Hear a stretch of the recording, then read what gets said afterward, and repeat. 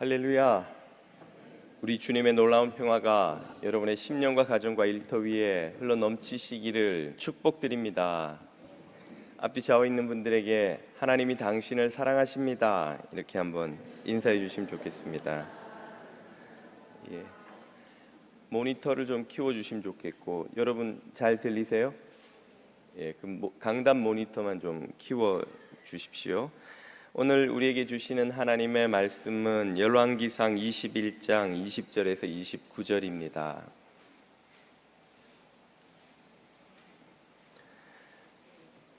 열왕기상 21장 20절에서 29절의 말씀입니다.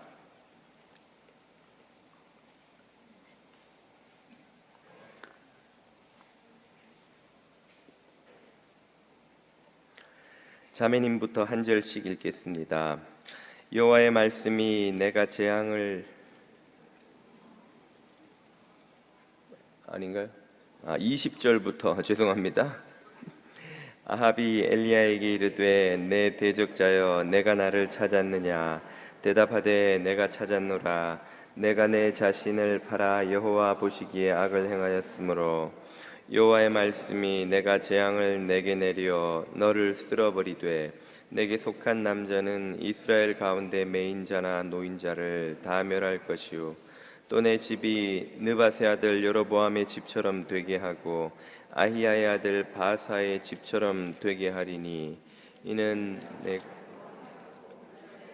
범죄하게 한 까닭이니라 하셨고 이세벨에게 대하여도 여호와께서 말씀하여 이르시되 개들이 이스라엘 성읍 곁에서 이세벨을 먹을지라 아합에게 속한 자로서 성읍에서 죽은 자는 개들이 먹고 들에서 죽은 자는 공중의 새가 먹으리라고 하셨느니라 하니 예로부터 아합과 같이 그 자신을 팔아 여호와 앞에서 악을 행한 자가 없음은 그를 그의 아내 이세벨이 충동하였음이라. 그가 여호와께서 이스라엘 자손 앞에서 쫓아내신 아모리 사람의 모든 행함같이 우상에게 복종하여 심히 가증하게 행하였더라. 아합이 이 모든 말씀을 들을 때에 그의 옷을 찢고 굵은 배로 몸을 동이고 금식하고 굵은 배에 누우며 또 풀이 죽어 다니더라. 여호와의 말씀이 디셉 사람 엘리야에게 임하여 이르시되 아합이 내 앞에서 겸비함을 내가 보느냐 그가 내 앞에서 겸비함으로 내가 재앙을 저의 시대에는 내리지 아니하고 그 아들의 시대에야 그의 집에 재앙을 내리리라 하셨더라. 아멘. 우리는 4주째 나봇 살인 사건을 읽고 있는데요. 오늘은 그 결말에 해당하는 단락을 읽으셨습니다.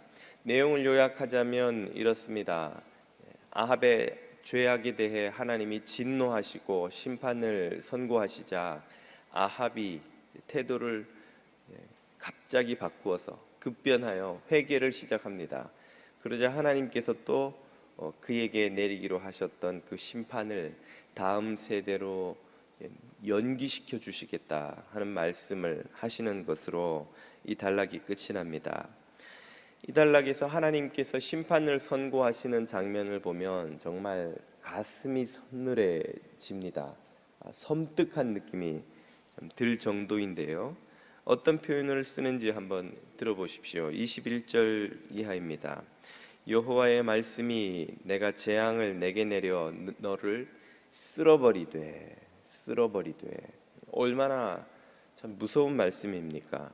내게 속한 남자는 이스라엘 가운데 매인자나 노인자를 다 멸할 것이요 또 내 집이 이전에 북왕국을 다스리다가 망한 느밧의 아들 여로보암의 집처럼 되게 하고 또 아히야의 아들 바사의 집처럼 되게 하리니 왜냐하면 이는 내가 나를 심히 노하게 하고 이스라엘이 범죄하게 한 까닭이라 하셨고 너의 죄뿐 아니라 네가 이스라엘 전체가 죄짓도록 만든 하나님의 법을 폐기한 그 죄에 대해서 내가 진노한다 그 말씀이죠.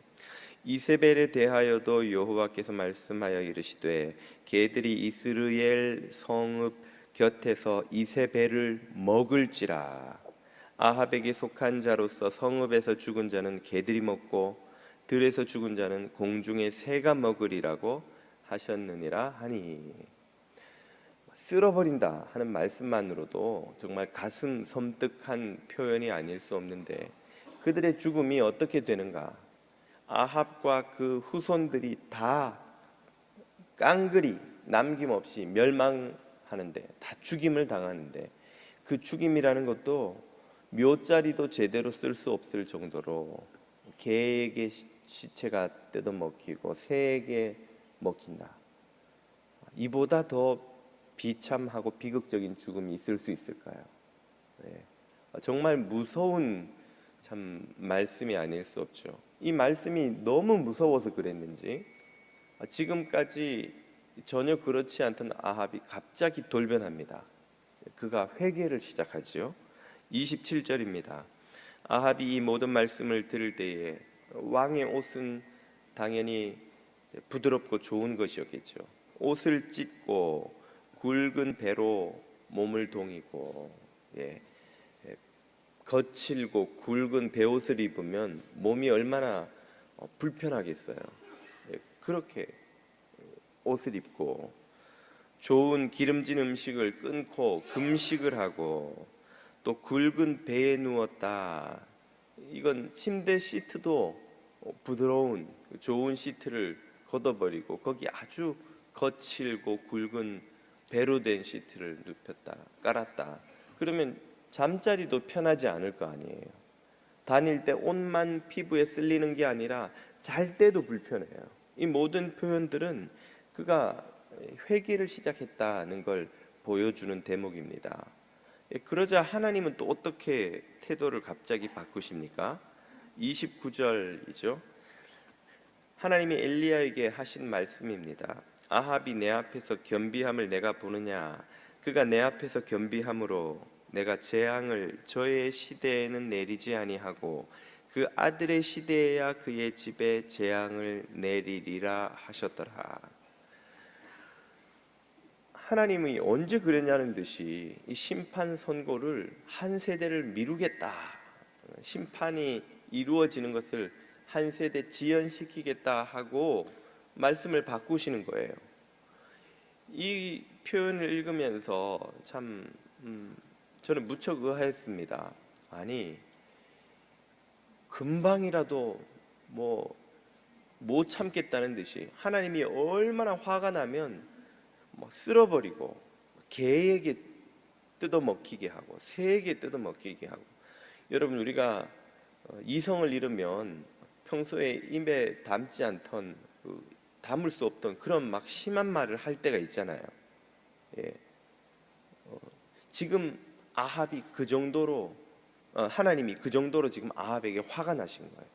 아합이 그렇게 하나님을 화나게 만든 거예요. 그래서 막 하나님이 그런 막 심판의 말씀을 쏟아놓은 게 바로 직전인데, 아합이 좀 회개했다고 갑자기 돌변하셔가지고는 한 세대 연기시켜 주마. 아니, 왜 이렇게 하나님은 빨리 바뀌시는가? 그러면 아합의 그 죄값은 도대체 누가 치르나? 또 나봇은 얼마나 억울해요. 억울하게 죽임을 당한 나봇이 하나님이 내 원한을 풀어주시나 보다 생각을 했는데 금방 하나님이 한 세대 연기시켜 주겠다 그랬다가 취소라도, 아예 심판 자체를 취소시키기라도 하시면 그 답답한 나봇의 억울함은 누가 풀어주냐 말이죠. 기왕 쓰실 거 그러면 아예 심판을 취소시켜 주시던가. 연기는 또 뭔가, 또 아들의 세대로 연기시켜 줬다면 그 아들은 무슨 죄인가? 태어나 보니까 아버지 아합의 죄를 다 자기가 뒤집어 쓰고 자기가 심판을 당하게 생겼으니 아들은 무슨 죄인가? 이런 의문들이 떠오르는 겁니다. 여러분, 의아하지 않으셨어요? 않으셨군요. 않으셨는데 제 이야기를 듣고 보니까 갑자기 의아해지시죠? 그러실 것 같아서 제가 답을 좀 해드릴까 합니다. 하나님은 왜 이렇게 빨리 바뀌시는가? 왜 이렇게 급변하시는가? 아마 지금 우리가 느끼는 의아함을 이 사람보다 더 많이 아주 강하게 느낀 사람도 없으리라 생각되는데요. 바로 요나입니다. 요나는 자기가 원치 않는데도 하나님의 강압적인 권 아니죠. 강압적인 강권에 의해서 자신의 동족의 원수인 아수르 수도에 가서 회개와 구원을 선포해야 했죠. 가서 억지로 가가지고 회개하면 하나님이 용서해 주신단다 하고 3일 동안 돌아다니며 선포는 하기는 했으나 실제 요나의 마음, 속마음은 어떤 거예요? 회개하지 마라, 회개하지 마라. 회개하면 큰일 난다. 니네가 용서받는 꼴을 나는 눈뜨고 못 봐. 이게 지금 요나의 심정인 거예요. 요나는 니느웨가 회개하지 않고 망하는 걸 보고 싶은 거예요. 그래서 선포하고 나서도 그 성을 나와서는 나무 앞에 앉아서 뭘 기다립니까? 니느웨가 망하기만 기다리잖아요. 그런데 그것들이 정말 전혀 기대치 않게 회개를 하고 하나님이 그들을 용서하시자 그만 막 요나가 화가 나가지고 하나님 앞에 막 화를 쏟아 놓잖아요. 아마 또 그의 심정을 우리 민족만큼 잘 이해할 만한 사람들도 또 없을 것 같아요. 우리는 한일전만 있으면 무조건 이겨야 되잖아요. 그죠? 뭐 우승 같은 거 안 해도 돼요.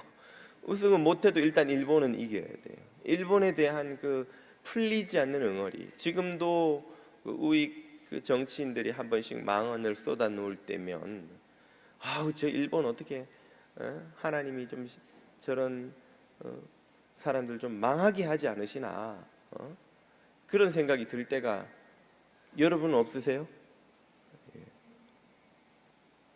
예, 목사만 혼자 그렇군요. 예, 믿음 없는 목사만. 제가 대학 때 선교 한국 집회에 갔었더니 한 일본 선교사님이 그런 간증을 하세요. 하나님 앞에 기도하고 결단하기를 주님 저를 어디든지 다 보내셔도 좋습니다. 일본만 빼고요. 이렇게 기도했다는 거예요. 그런 단서를 달면 안 돼요. 하나님 앞에. 그럼 하나님이 꼭 그 단서대로 보내신단 말이죠. 그래서 이 사람이 결국은 일본으로 가게 됐는데 몇 년 동안 마음 깊은 곳에서 우러나오는 그 축복 기도가 안 나오더라는 거예요. 주님이 일본을 축복해 주시고 일본 민족을 축복해 주시고 그 기도를 하면서도 마음속 깊은 곳에서 정말 진심으로 일본에 대한 축복이 안 돼서 정말 그 마음을 내려놓는데 몇 년이 걸렸다는 거예요. 우리 한국 사람들에게 있는 그런 참 억울하고 답답하고 하나님이 원한을 갚아주셨으면 하는 마음, 이런 마음이 아합의 이 무서운 범죄를 읽으면서 안 들 수가 없잖아요. 하나님이 마침내 이 아합을 심판하시나 보다. 그리고는 하나님의 심판 선고를 읽었는데 금방 아합이 회개하는 신용을 좀 하니까 하나님이 한 세대 연기시켜 주마 이래 버리신다는 거죠. 왜 하나님은 이렇게 쉽게 심판을 유예시키시는가? 그것은 하나님 당신도 어찌할 수 없는, 하나님 스스로도 거스를 수 없는 하나님 당신의 성품 때문입니다. 하나님이 어떤 분이시기 때문에 그런 겁니까? 시편은 그분의 성품을 이렇게 설명하죠. 여호와는 긍휼이 많으시고 은혜로우시며 노하기를 더디하시고 인자하심이 풍부하시도다. 아멘. 하나님의 성품은 긍휼이 많으신 거예요. 은혜가 많으셔요. 노하기를 더디하시고 인자가 풍부하신 분, 그런 분이 하나님이시기 때문에 이 하나님은 죄인들에 대해서까지도 심지어 어떤 마음을 가진 분이십니까? 에스겔서 18장이 말씀하시죠. 주 여호와의 말씀이니라 내가 어찌 악인이라도 심판받아 죽는 것을 조금인들 기뻐하리야. 우리는 악인이 심판받아 죽는 것을 얼마나 기뻐합니까? 많이 기뻐하잖아요. 아이고 그 인간 잘 됐다. 그런 인간은 마땅히 감옥 가야 돼. 심판받아야 돼. 고소하다. 우리는 그런 마음을 품지만 주님은 얼마나 긍휼이 많은 분이신지, 심지어 그 악인조차도 심판받는 것을 조금도 기뻐하시는 분이 아닌 거예요. 그 악인조차도 돌이켜 그 길에서 떠나 사는 것을 어찌 기뻐하지 아니하겠느냐. 하나님은 악인이라도 회개하여 용서받고 구원받는 걸 기뻐하시는 분이에요. 주님을 닮아간다는 건 바로 이런 것입니다. 우리가 주님을 닮는다는 게 기도할 때 할렐루야 무슨 뭐 홀리 보이스를 내거나 거룩한 척 하는 그런 것이 주님을 닮는 게 아닌 거예요. 주님을 닮는 것은 우리의 마음에 원한과 증오를 내려놓고 미움과 시기를 내려놓고 원수라 할지라도 긍휼히 여기는 것이라는 말입니다. 예수님 말씀에 사랑하는 사람들을 잘해주는 것은 이방인이라도 할 줄 아는 것이 아니냐. 하나님의 자녀된 너희는 원수를 사랑하고 박해하는 자들을 위해 기도해야 마땅하지 아니하냐. 하나님의 자녀, 하나님을 닮은 자의 모습은 원수 사랑이라는 거예요. 미워하는 이들을 위해 축복하는 것이라는 말이죠. 오늘 저와 여러분이 이렇게 주님을 닮아갈 수 있기를 축복드립니다.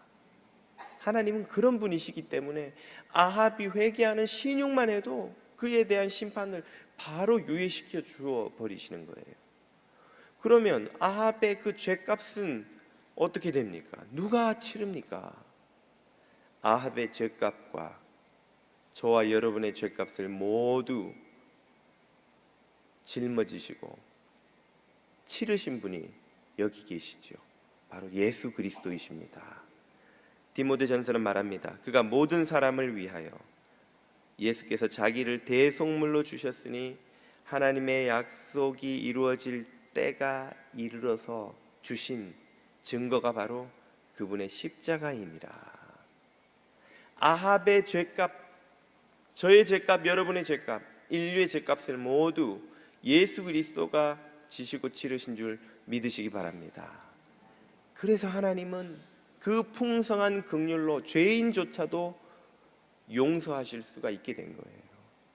하나님은 사랑의 하나님이신 동시에 공의의 하나님이세요. 이 공의가 해결되지 않으면 그 사랑을 베푸실 수가 없어요. 그래서 그 공의를 해결하시기 위해 당신의 아들을 십자가에 매달아 그 모든 죄값을 치르게 하심으로써 사랑의 긍휼의 베풀물 베풀어 주실 길을 열어 주신 것이지요. 그래도 해결되지 않는 의문이 있습니다. 나봇의 억울함은 누가 풀어줍니까? 나봇은 무슨 죄가 있어서 아합의 그 무서운 죄에 희생되어서 그렇게 죽었는데, 나봇이 이제야 하나님이 내 억울함을 풀어주시고 나를 위로해 주시나 보다 생각했는데 하나님이 금방 연기시켜 버리세요. 그러다가 또 나중에 니느웨 하신 것처럼 아예 없던 걸로 해주시면은 나의 답답함은 누가 풀어주냐는 거예요. 그 나봇의 억울함, 이 땅에서 의를 위하여 박해받는 모든 이들의 억울함을 풀어주고도 남는 넉넉한 위로를 주시는 분이 계십니다. 주님이시죠. 마태복음 5장 10절입니다.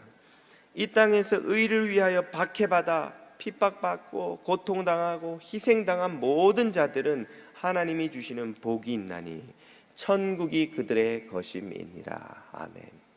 하나님 나라의 이 복이 이 땅에서 핍박받는 모든 의인들의 모든 억울함을 풀어주고 위로하고도 남는 넉넉함이 있는 줄을 여러분 믿으시기를 바랍니다. 하나님이 진짜 위로가 되시는 거예요. 하나님이 진짜 그 억울함을 풀어주시는 거예요. 그 하늘의 복으로 말이죠. 두 번째 질문은 왜 그러면 기왕 은혜를 베푸시는 것 취소해 주시는 게 아니라 연기만 해주시는가, 한 세대 뒤로 미루어 주시는가? 그 말은 곧 아합의 이 회개가 참된 회개인지 확인을 해야 된다는 의미입니다. 아합이 베옷을 입고 금식을 하고 고통을 기꺼이 감수하는 것은 회개한 증거인 것은 틀림없으나 참된 회개 그 자체라고 할 수는 없는 거예요. 아합이 해야 할 진짜 회개가 있다면 그의 탐욕과 폭력과 억압의 통치를 내려놓고 폐기한 하나님의 법을 다시금 세워서 이 이스라엘 나라를 하나님 법대로 다스리는 것이죠. 우상을 내어버리고 하나님의 법을 지키는 것이죠. 가슴을 아무리 쥐어뜯고 옷을 찢고 금식을 해도, 눈물을 흘리고 통에 자복을 해도, 교회 문을 나가서 예전에 하던 그 죄의 방식 그대로 산다면 그것은 참된 회개가 아니요, 그런 겉으로 보이는 것으로 주님의 긍휼을 입어서 심판을 면제받을 수 없다는 것을 이 대목이 보여주는 것입니다. 심판을 한 세대를 연기했다는 것은 곧 아합이 기회를 얻었다는 것이고, 그 기회를 이용해서 그가 참 회개에 이르지 않는다면 심판을 면제받지 못한다는 사실을 강조하는 것이죠. 오늘 우리가 살아가는 이 시대 역시 심판이 유예된 시대입니다.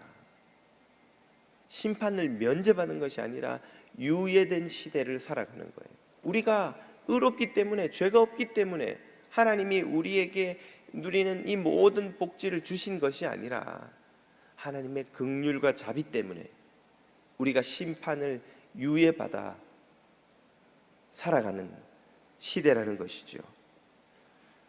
아들은 그러면 무슨 죄입니까? 아버지 아합이 저지른 죄의 대가를 아들이 다 아무 죄도 없이 뒤집어 쓰고 심판을 받는 것인가요? 아합의 심판이 아들 대에 이루어진다는 것은 아들이 어떻게 살든지 무조건 아버지 죄를 그가 다 뒤집어 쓴다는 말이 아닙니다. 이 말은 곧 하나님께서 아합을 지켜보듯이 그 아들 때에도 지켜보신다는 이야기예요. 아합이 이렇게 무서운 죄를 지어도 회개하는 척만 해도 하나님이 심판을 유예 연기시켜 주시는데, 만약에 그 아들들이 아버지 아합과 달리 경건한 삶을 살고 참 회개의 열매를 맺는다면 아예 그 아들들에게 유예된 심판 자체를 면제시켜 주시지 않겠습니까?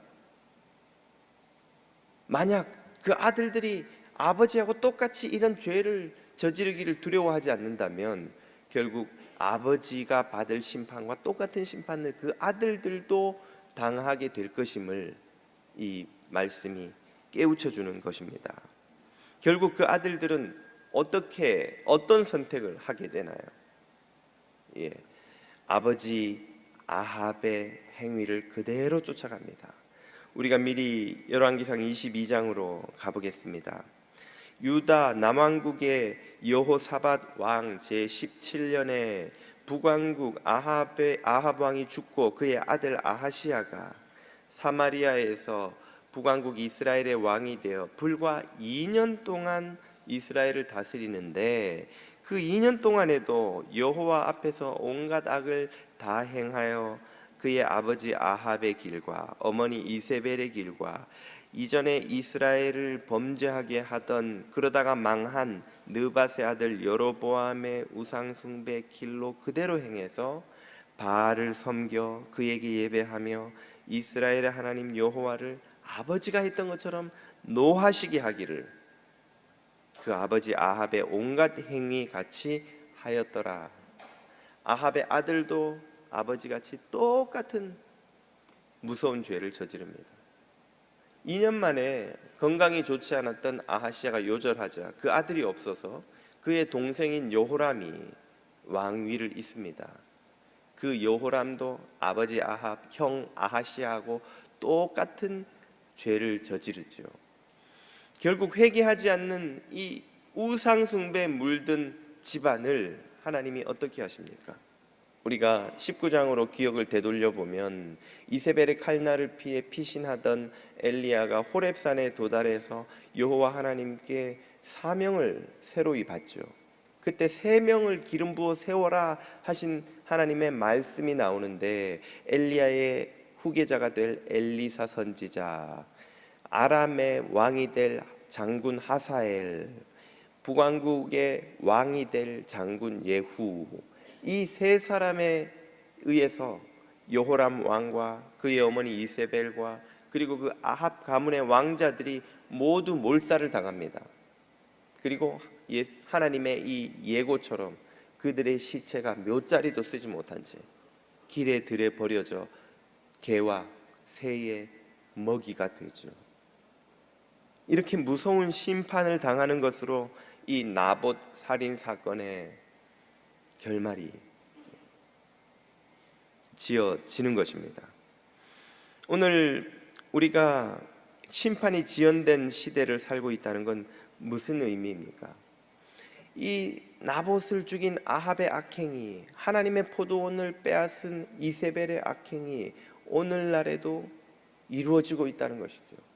오늘날에도 수많은 나봇이 고통당하고 빼앗기고 죽임을 당하고 수많은 박해를 당하는 불의한 일들이 이 땅에서도 여전히 계속되고 있다는 말입니다.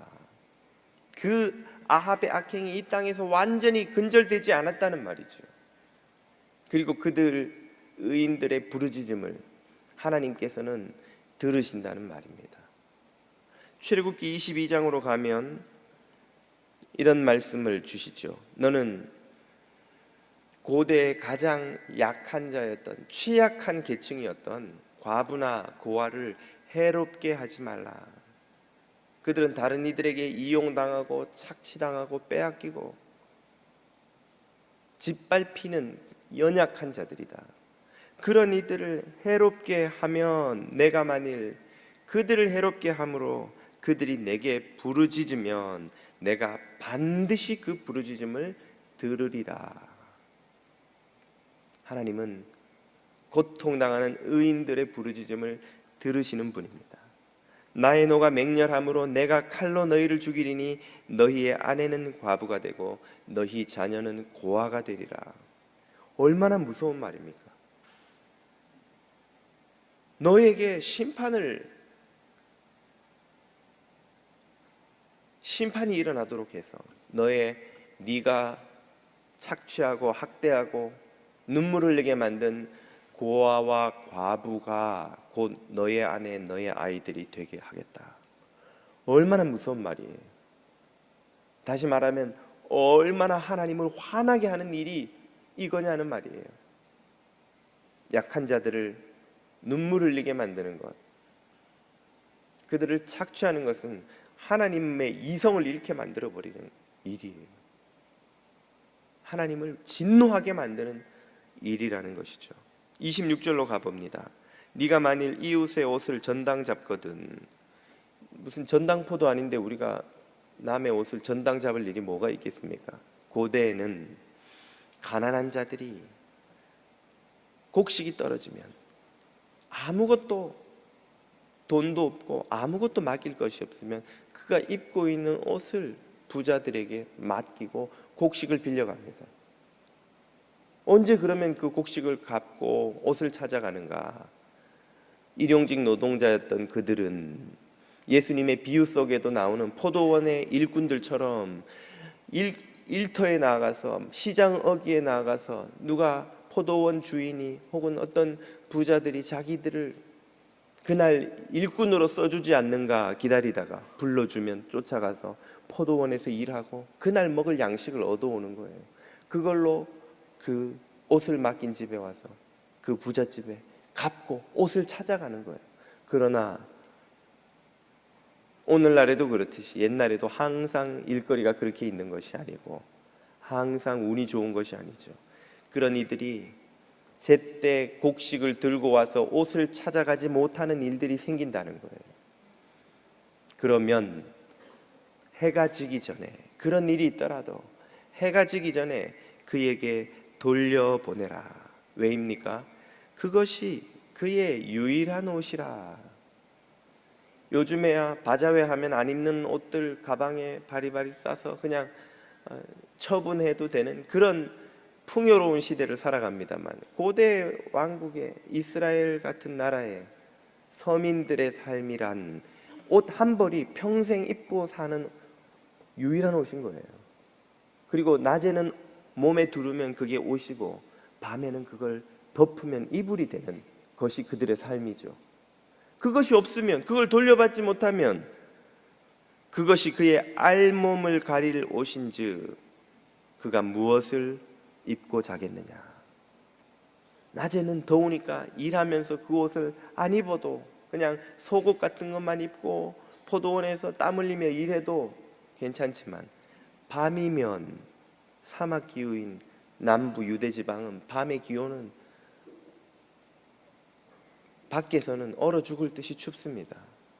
그런 곳에서 덮을 이불이 될 옷이 없으면 어떻게 자겠느냐는 말이에요. 그런 자들을 그렇게 돌아보지 않으면, 그가 내게 부르짖으면 내가 들으리니, 나는 그런 빈자들에게 자비로운 자임이니라. 하나님은 약한 자들에게, 소외된 자들에게, 가난한 자들에게 자비로우신 분입니다. 동시에 그들의 눈에서 눈물을 흐르게 만드는 이들에게는 공의로우신 분이 된다는 말씀이에요. 아합에게 쏟아놓았던 그 진노를 하나님이 이 불의한 자들에게 쏟아놓으시겠다는 것이죠. 오늘 이 시대에 고통당하는 고아와 과부와 옷 한 벌을 입고 살아가는 수많은 이들을 피눈물 나게 만드는 시대라면, 우리 시대가 그런 시대라면 우리는 심판이 잠시 유예된 삶을 살아갈 뿐이라는 것입니다. 오늘 이 시대를 살아가는 하나님의 자녀들의 사명이 있다면 무엇입니까? 그것은 이 시대가 하나님의 이 경고를 듣고 하나님의 법으로 돌아와서 하나님의 뜻이 이루어지고 하나님의 법이 지켜지는 세상을 만들어지기를, 그런 세상을 만들기 위해 기도하고 실천하고 섬기는 것, 그것이 우리의 사명인 줄로 믿습니다. 오늘 이 시대가 하나님의 법 앞에 겸손히 돌아가도록 쉬지 않고 기도하고 섬기는 저와 여러분이 되시기를 축복드립니다. 기도드리겠습니다.